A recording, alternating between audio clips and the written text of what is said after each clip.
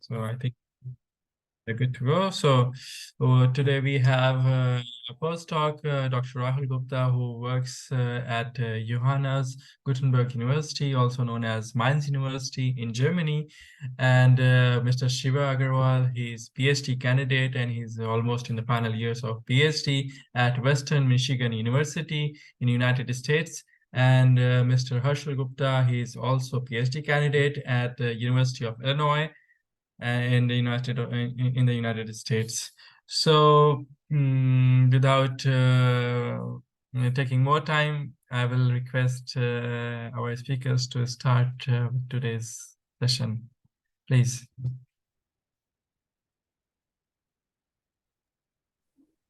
Thank you, Sabha for introducing me and inviting me as well to share my experience about how to find a university in Europe. So I will base. I'll quickly introduce myself. My name is Rahul, and I did my PhD from Uppsala University, Sweden, and then I recently moved to Germany, University of Mainz, to do my postdoc. So I have 6-7 years of experience about European university, how one can uh, do research and apply in different universities. So without any ado, I would like to share my screen. And so let's see. Is my screen visible? Yeah. Yes, we can see your screen, yes. But not the slides yet. Oh, okay.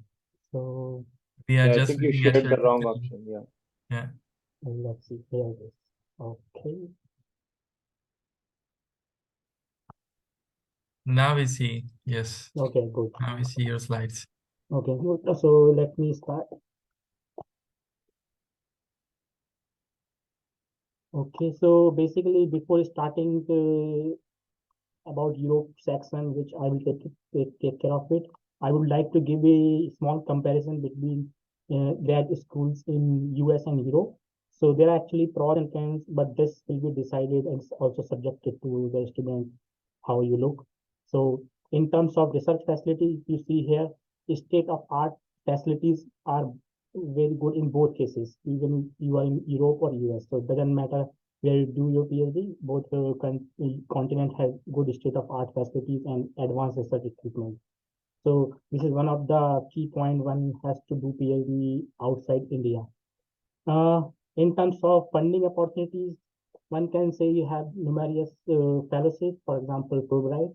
Even if you don't have a fellowship, their own fellowship, you can actually get a PhD with a TA duty where you can actually don't need to pay any tuition fee.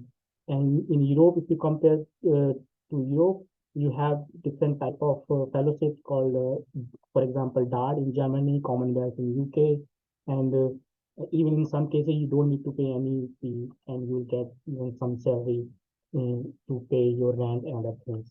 And in terms of interdisciplinary focuses, both continents are very good because they emphasize to do interdisciplinary research. Even in US, you have to decide your own project after 2 years after completing your master's coursework. In However, in the case of Europe, in some cases you have a defined project, so you have to immediately start your PhD without focusing on the coursework. This is one advantage or disadvantage depending upon your situation. Uh, in terms of networking, both continents are good because they generally try to collaborate with academics and industries. So this is not a big problem. Uh, there are some cons. In US, there are some cases where you have to pay tuition fee, but that can be waived in most of the cases by doing a TA duty. In Europe, in some cases you don't need to pay any tuition fee. In some cases you have lower tuition fees, but that can also be waived using teaching assistant duties. So let's talk about duration. In US, you have to actually complete your master PhD with something which takes something like 4 to 5 years, even 5 to 6 years, depending upon your coursework and other things. In Europe, in some cases, for example, in Germany, you have a defined period of PhD where you just start with your PhD topic and then complete within 4 and 5 years, even sometimes less. In some cases, you have to, in some university countries, where, for example, in Sweden, you have to do a coursework, but that is very flexible. So you can actually complete PhD even sometimes in less than 5 years, or depends on the progress. So overall, duration is more or less same, but in US it is a little bit longer, but it has also some advantages. In terms of work-life balance, research a little bit intensive, and that can also impact work-life balance in US. But if you do work, if you do hard work and things, you will get few more things as compared to European PhD. In European PhD, for example, in France, if you do a PhD there in some defense lab, you even labs are closed during weekends, so you don't need to go. You are not allowed to go during weekends. So this is a advantage and disadvantage in both cases. For example, if you are lacking behind in PhD, you cannot enter into the lab during weekends. But if you do PhD in the US, this might not be the case, and also in some other European countries. One disadvantage in doing a PhD in Europe is in most of the European countries, there is a language barrier. So you have to learn a local language, which is not the case in US, because everybody generally know how to speak English, and generally people give GRE and TOEFL. So this is a comparison between US and Europe. If you have a question, we can discuss after the presentation. Uh, so next, I would like to talk about what type of PhD positions you can apply in Europe. So actually, there are two PhD positions. One is called open PhD position, and one is called unopened PhD position. So open positions, these type of positions are well defined, and it is available on the group leaders website. For example, the professor where you want to do your PhD, you can quickly search him or her on Google and just see if there is a some open position, and simply you can apply through that portal. Unopened position are hidden positions, so that are not defined on the website, but you can still ask to the professors, because sometimes what happens, if a professor got a funding from some funding agency, and they define, okay, I will take two PhDs, but they haven't uploaded that position into the website. So in during that period, you can email and ask to that professor if there is a position, and if they like your profile, they can immediately open a position, and you can simply apply and immediately get it. So in terms of time, it is better. In European PhD, projects are defined most of the cases. So, and what they required very good research profiles. For example, publications in masters and bachelors. Sometimes they require cover letter and CV, but in most of the cases they don't require GRE and TOEFL. Nowadays, I think this is also not a big requirement in US, but then I think Siva and Harshul will talk about more about US PhD later. So I would like to define some strategies how to find the best university for your curriculum.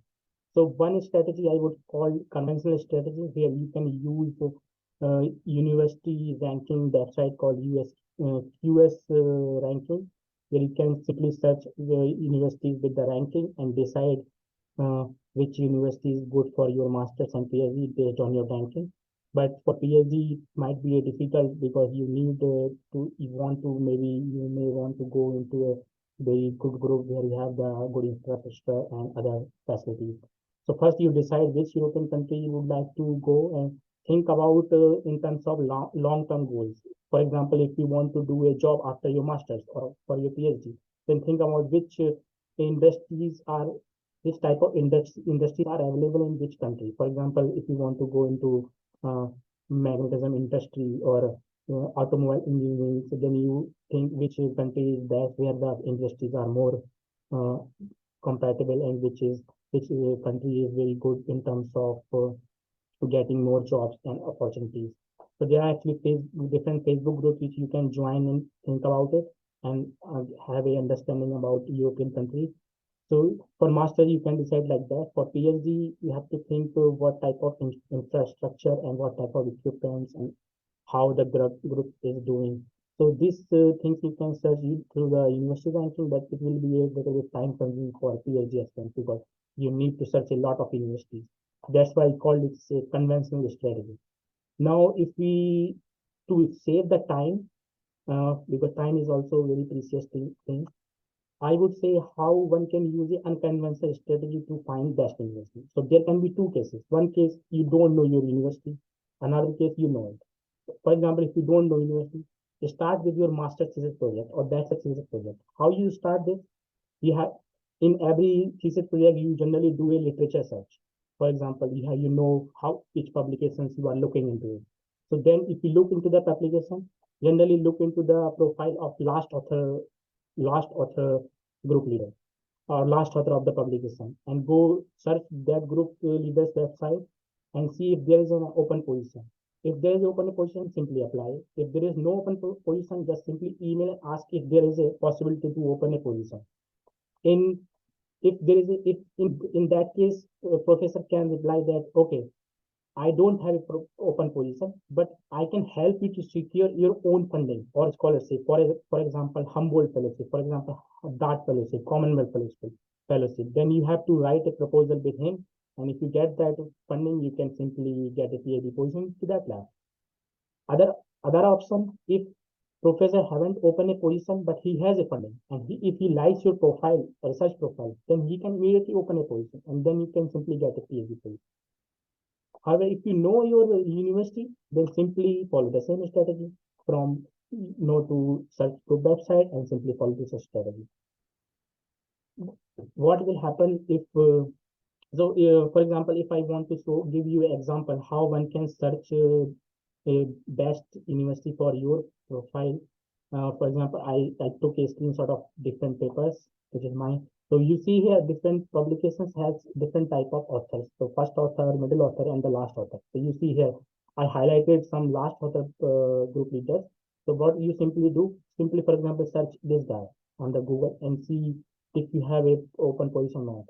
So let's see a demo, which I would like to give it maybe here. So let's see if so I can see here if this name is this guy name is Matthias Chloe, then we can go here Matthias Chloe and simply search.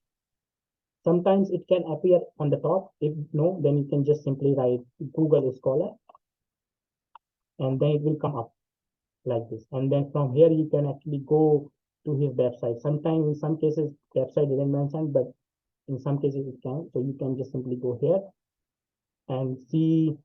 Then you can see, okay, we have a good team, what type of research he is doing. So you can just read it here. What are the current projects which is going on and decide which project you are liking it. And then here are some options like jobs.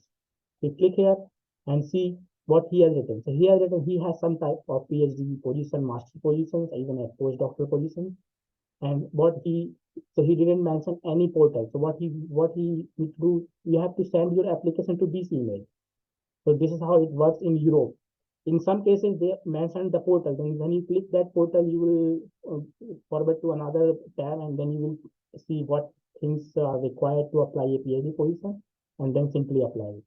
In some cases, if this professor is very suitable for your PhD, then you simply email and ask what type of position he or she has. Sometimes they generally give an internship position in the beginning for 5 to 6 months, and then based on your progress, they can literally convert that position into PhD.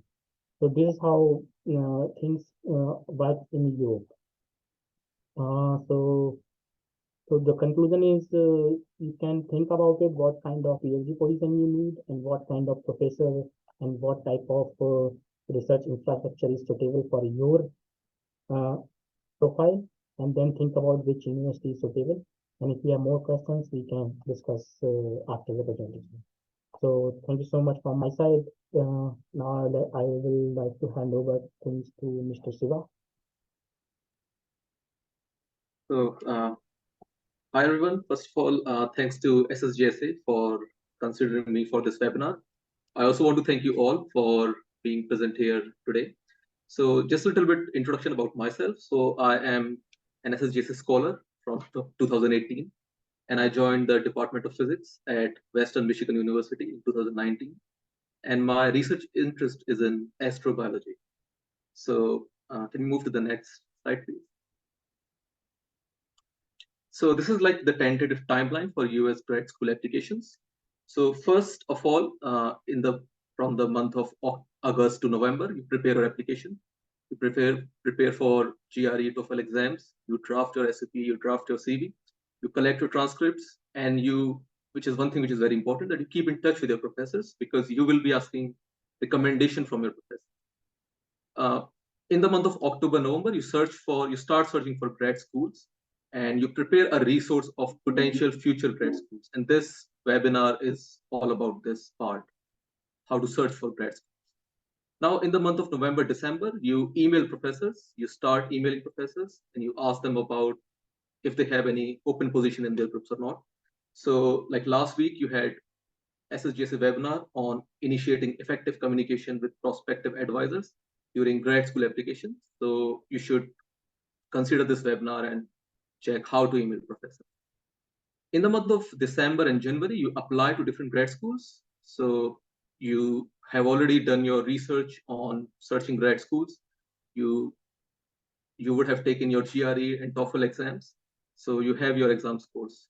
And after you have made communication with professors, you can then decide which school you want to apply. From the month of February and April, you wait for offers. Generally, by mid-April, you will get to know which universities you have got offers from. So you need to patiently wait. Is there any question? I don't yet see in the chat, Shiva. Yeah, I heard something, so this is fine. Maybe this was okay, just maybe someone was unmuted. Okay. Sorry. So you can wait for you can wait for your PhD or master's offers. So if you've applied to a PhD program, then a funding letter will also be there. So this is how the PhD admission works. So what I have done, if let's say if you've read a research paper of a professor, then you should definitely contact this professor. If not, that what I will show you how to search for professors working in your field of interest. You should also be in contact with your mentors, so you can also always discuss with them. So we can go to the next slide. I have already recorded, and I will show you how to search for different grad schools and save the information.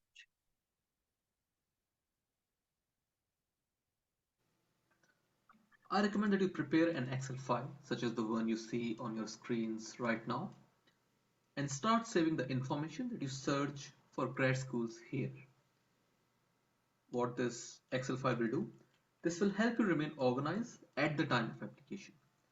So let's assume I am a prospective grad school applicant and I'm looking for positions in nuclear physics. So what I can do, so if you're searching for research programs in physics, then Grad School Shopper website is a really good resource. So you can just search Grad School Shopper in your internet browser and you will see this website. And this is one resource which my mentors told me about and which helped me a lot. For other grad programs, websites such as usnews.com can be really helpful.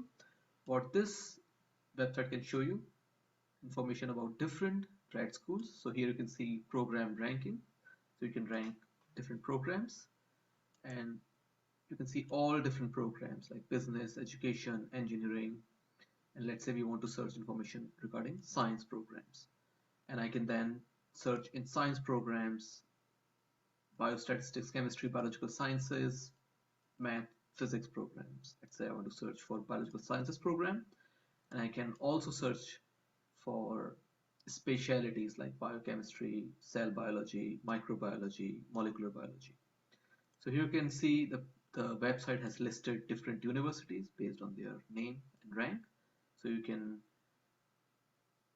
visit these university websites and can search for different professors in the department of your choice. But today I will be focusing on Grad School Shopper website to collect my information and fill my Excel sheet. So what the first thing I can do, I can browse the programs, and the first information that I see is all the specialities in this website. So I have accelerator physics, we have acoustics, we have atmospheric physics, and all different programs, but I am looking for nuclear physics program. And here is the nuclear physics program. And when I click here, I can see all different universities which are listed, which offer nuclear physics program. You can see different universities.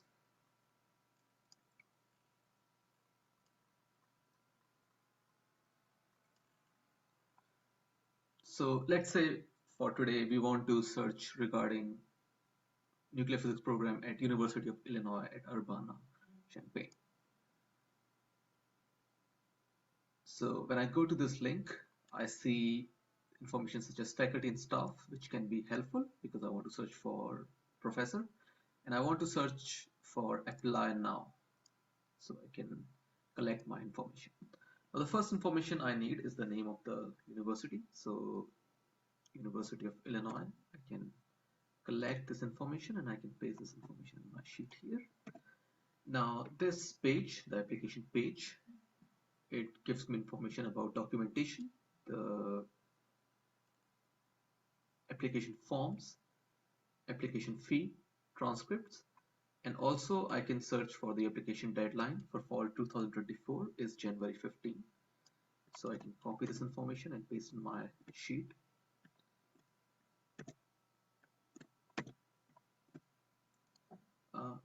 Is GRE score required or not? So I can search this information in this examination score. Under this examination score, I can see that the general test is optional, so I can copy this and I can paste it here. TOEFL score is if applicable, so I might need to contact the department to get this information, which I can do later. Application fee we searched here is $90 for international students, and I am an international applicant, so I will fill this here. Now for the professor information, I will go to the faculty and staff information where I can see the faculty information, and this directory will list all the faculties in the department of the university. And here I am looking for professors who are interested in nuclear physics. So here you can see different professors with their research interest, and Professor Beck I see is interested in nuclear physics experimental. So I can go to his profile. I can copy his email address. I can paste it in my file. The professor name is, we just saw, he's Professor Douglas Beck, which I can list here.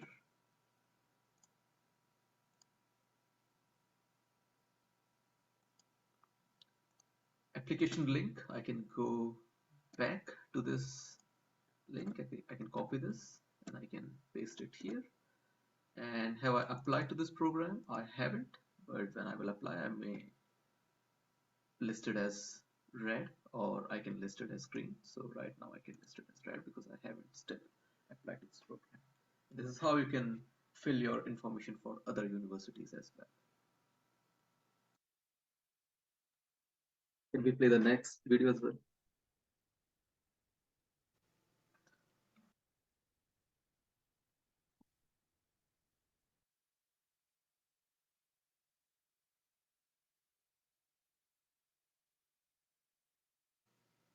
Now let's assume you want to search for a particular university and a graduate program there, but this university is not listed in grad school shopper. So what to do in this position? So let's imagine that I want to search for University of Michigan and the nuclear physics program there, but the university was not listed in grad school shopper. So if I know that I like the department there, I've read some research papers from that department or from a particular faculty member there. And what I can always do, I can always use Google to search for that particular department. So I will search University of Michigan, and I will directly go for the physics department. So here I can see that the physics department is listed, and I can directly go here. And in the department page, I can see all those tabs. And the important tabs are the undergraduate students, graduate students, the research there, alumni and friends, computing support. So if I'm looking for a graduate program, I'll first click the graduate students information. So you can see the physics PhD program, about our students, and application information. So I can just open this tab. I also want to see the research which is happening at the University of Michigan, and I can see that there are different research programs there: cosmology and astrophysics, nuclear and subatomic physics, physics jobs, atomic molecular physics, elementary particle physics, biological physics. But I am looking for nuclear and subatomic physics in particular. So now this page list all the information regarding application process to the program, and you can see that you have to apply through the Rackham Graduate School. So you can open this tab,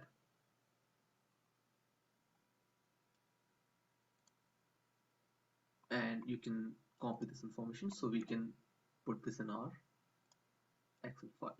So this is the application link.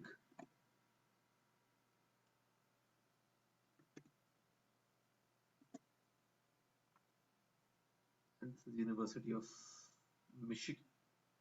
So I can also copy this information and I can paste this here. Now application deadline. So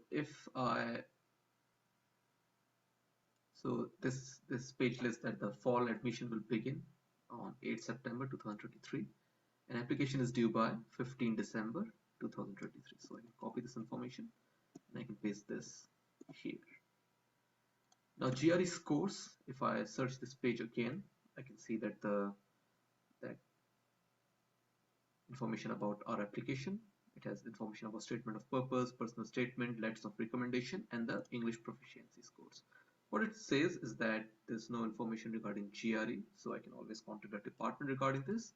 But for TOEFL, students from non-English speaking countries are required to demonstrate proficiency in English. So I can say required for my TOEFL. I'm not sure about GRE score, so I will say ask. Now the application fee to the program, I can search the information regarding application fee. So if I go to application, it says there's $90 fee for non-US citizens. Since I am a non-US citizen, so I will just write it here. Now I will go to the professors and the email of that professor. So if I go to the nuclear and subatomic physics page, I can see here what research the department is doing and also the faculty involved with nuclear and subatomic physics. So I can see 3 professors who are working on this research, and let's say I want to search about Professor Idela. So I can see she works on experimental nuclear subatomic particle physics. So I can see her information, what research she's doing. So you can read about information. She has also listed her publications, so you can also read publications. So what I will do, I will copy this email address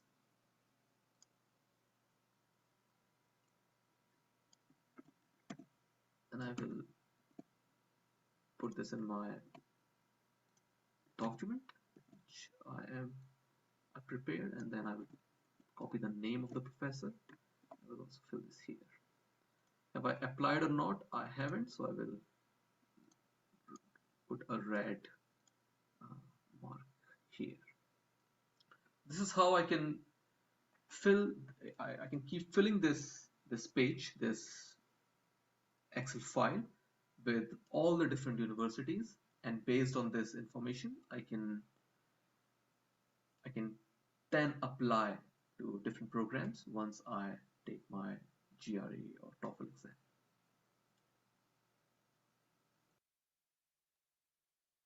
So this was all from my side. If you have questions, we can take this at the end of this webinar. Yeah, now Harshul, you can. Thank you. Yeah, definitely we'll take them in that then. And Harshal, please. Hello, everyone.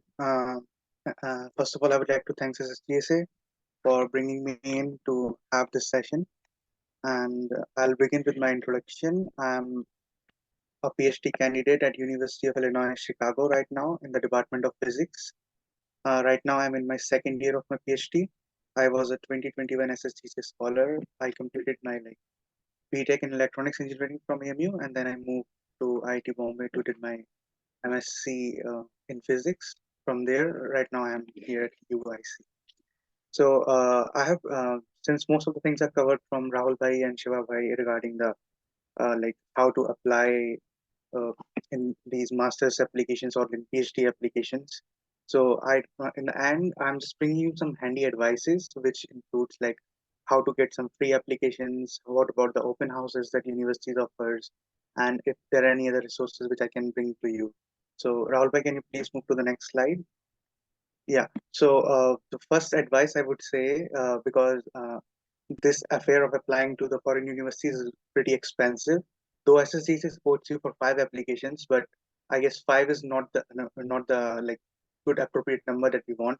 We always want some more universities, at least some 9 or 10 universities, so that our chances of getting selected are increased. So the best thing is look for free applications and get these application fee waivers.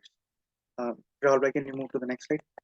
Yes. So how do you get a free application waiver or how do you get some waivers? So first thing is like to attend as many open houses as you can. So what's an open house? They are just some introductory sessions conducted by almost every university here in US. Uh, they are usually meant for people staying in US to visit universities and check the faculties. But since COVID, they've started doing this stuff over Zoom. So you can just visit some university's website. So basically, just start searching some XYZ universities open house, and then they'll probably have some date for online open house. They'll have some Zoom sessions, so you can join those sessions. And in that open house sessions, I would suggest like interact actively with all those international office representatives, or most of the times there are some faculties always present, so they'll just make you they'll just put you in some breakout rooms of Zoom where you'll have different departments and faculties based there. You can contact to them, you can ask to them like what their research interests are, you are interested in this field, and you can just confirm whether that university is up to your standards or not up to your standards, whether you belong to that universities or not. And then in the end, you can just ask them that whether they provide any application fee waivers. In most of the cases, they themselves give you some waiver codes if you attend the full open house. If they do not, then you can just simply ask them that do you guys provide some application waivers, because I need one. So that is for the open house thing. Next, Rahul, please. So yeah. So other thing, if they do not, I attend an open house. Like I say, I don't remember the name of the university, but in the end, they told me like I can just mail them or just mail their graduate office when I apply, and that I have attended this open house. I have this proof or something. So I would need a waiver. So they will simply give me waiver over the mail. So that is another policy that you can follow.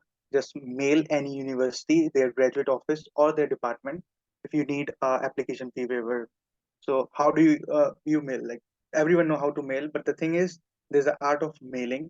Instead of drafting very long paragraphs, very long mail which no one would read, you have to write a crisp to the point email, maybe just 2 or 3 paragraphs. That's all, so that it covers the main important points regarding like tell them like why do you need this waiver, why are you applying to that particular university, and why applying to that particular university is very important to your career, and if you are not getting the waiver, how it will like stop you from at some particular point in your career.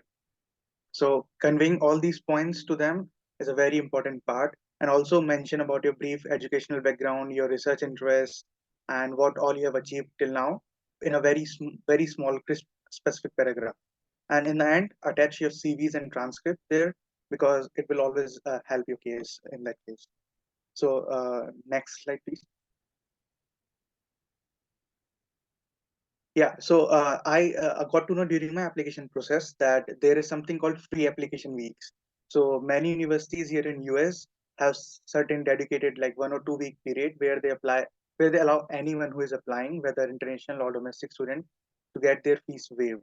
So look for those weeks, which is like you can, if those weeks are not specifically mentioned on their website, you can simply mail their graduate offices or their departments and ask like whether is there any free application week which is upcoming or it just went by, so that you can get that information. So in case you apply, or like you have to make your complete application during that week, including I guess your letter of recommendation. So you have to be on your toes during that week. So get that information as prior as you can before you start your applications, because you need to complete all of the elements of your applications to apply during these weeks. So as per my knowledge, these weeks are usually in December and January, but they can vary depending on the universities as well. So keep this thing in mind, that you look for these free application weeks as well. Then there is something called application fee waiver program portals. So I applied to a university where they specifically mentioned that they can help students coming from weaker economic backgrounds with application fee waivers, even with the GRE fee waivers and all that stuff. So all you had to do was like simply go to their portal, make up an application there, apply like with all the things that they've asked. They ask for different stuffs like your research statements in like 100 words, then a diversity statement and all that stuff. And they also just ask you to describe in like 100 to 200 words, like what's your economic background and how it will help you to get that waiver. So keep the tabs of these stuff as well. That would help you in a long run in getting increasing the number of universities that you can apply to. So when I was a scholar, I applied to the 5 universities that SSGCA supports, and then I was able to apply to like 4 or 5 more universities, and almost for free for most of them. So that's a trick that will increase the chance for your selection if you apply to more number of universities. And the more the universities are free for you, the better it is, because it always helps. Can we move to the next slide, Alvin? So that's the last thing I would like to tell you, like what to include in a mail if you're drafting a mail to these graduate offices. First of all, look to the to the email of these specific graduate officers or the graduate offices, because if you mail any random professor, they'll just say that I don't know about the process, please contact the office. So look for the specific email address which you have to target, and then in that email which you draft, start with your introduction. Where are you from? What are you currently doing? And then which university you're applying to, because if you just draft any general email that I'm applying to your university and all, nobody will look it, because it will a very general generic email which you are sending to all the universities. So make it a bit personalized. Write the name of university, which you can see there is in my second line there. And then you can always contact some professors, which Shivabai mentioned, like you can mail the email, you can email the professors, get some response from them, and then you can mention the professor's name, that I contacted this professor and they just told me that you can apply to the university, I'm interested in your application and all that stuff. And that will help you, because it will tell you that how you are in a personal touch to that particular university. You are contacting their professors, they are replying you back, so they'll see at least that you are highly interested in their university. So trust me, like they put the application fee barrier because they don't want to receive large number of unnecessary applications. But if they see there is a merit to your application and you are a good candidate for the university, they will likely waive your application fees. And then later to the application, you can just write like you are applying for a fee waiver, and then you can tell them that you are coming from a low economical background, you have faced some economical difficulties. If you can mention in detail, like in 1 or 2 lines, that would be a good part. And then you can mention that you received any past scholarships, because in EMU they do provide you some scholarship based on your uh, backgrounds. So you can tell them that you have got these economics based on your academic performances, you have got these tuition fee waivers before in your masters or bachelors. So that always help in that case. So you can tell them that, so that they will know that the student is a good student. They have received these scholarships and waivers before because they deserve them. So it will add to your case. Then in the end, just attach to that email your CV and transcripts. And basically the important thing is that if you are mailing, if your deadline of university was like suppose 15th December, so try to mail at least 2 to 3 weeks before. um, I mailed sometimes like a week before, or like 4 or 5 days before, so they just ignore my email, or they reply you, but by the time the deadline is gone. So try to email at least 2 to 3 weeks before to the deadline, and always mention the deadline in the email so that they remember they have to reply before that particular deadline. And then in the end, you just sign off with your name and your contact details. That is what you usually include in a crisp email for application fee waiver. Then in the end, I would like to share some resources. So this is a QR code. You can take a screenshot right now. So when you scan it, it will take you to like 3 different links. First is for a graduate sheet, which Shivabai said you can make by yourself, on your own, or if you don't want to, I have a very good template ready for you that you can just simply download from this link. So and then the second link would be of the Carnegie list of universities. It's a very well maintained list which tells you which list like all the top research universities in the United States, and it tells you the research quotient of those universities, like which of the universities are in the top of the research quotient, which are lower research profile universities and which are not at all good for research, so that you can flag some universities that you don't want to go to. And then the third link would be regarding a very long compile Excel sheet which have many universities listed regarding their deadlines, regarding their programs, regarding the application fees. This will also be helpful for you, so you can download that. So I guess that is all from my side for now. And thanks for listening. In case there are any questions, you can ask all three of us. Thank you. Thank you very much, Harshul. Thank you very much, Shiva. Thank you very much. And it was really indeed good insights on like with the